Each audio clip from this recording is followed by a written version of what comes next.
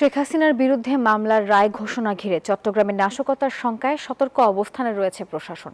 র্যাবের পাশাপাশি সেনাবাহিনী এবং বিজিবিও রয়েছে কঠোর অবস্থানে।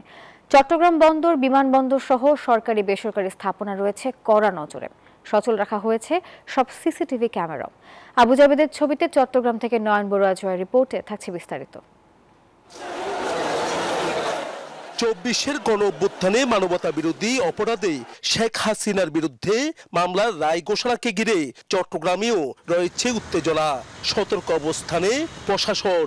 নাশকতা ঠেকাতে সড়ক মহাসড়কে চলছে পুলিশের তল্লাশি।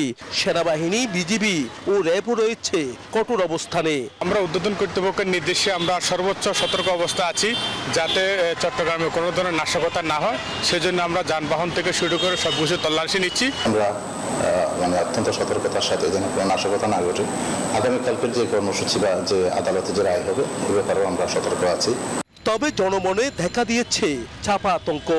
আমরা তো খেটে খাওয়া মানুষ, সাধারণ মানুষ। এখন মনে করেন নাশকতা হলে তো এটা আমাদেরই দুর্ভোগ।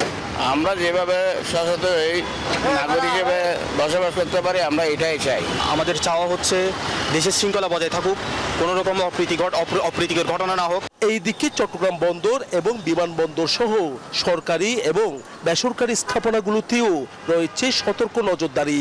পুরো অপারেশনাল এলাকাটা এখন সিসিটিভি কভারেজের আওতায় আছে। এর বাইরে আমাদের নিরাপত্তা, নিজস্ব নিরাপত্তা বাহিনীর পাশাপাশি চট্টগ্রাম বন্দরে বিভিন্ন গোয়েন্দা সংস্থার প্রতিনিধি সবাই কর্মরত আছে এখানে 24/7। রায় ঘোষণাকে ঘিরে অনাকাঙ্ক্ষিত ঘটনা মোকাবিলায় সবার সহযোগিতা চেয়েছে জেলা প্রশাসন। নয়ন বড়ুয়া জয়, নিউজ 24, চট্টগ্রাম।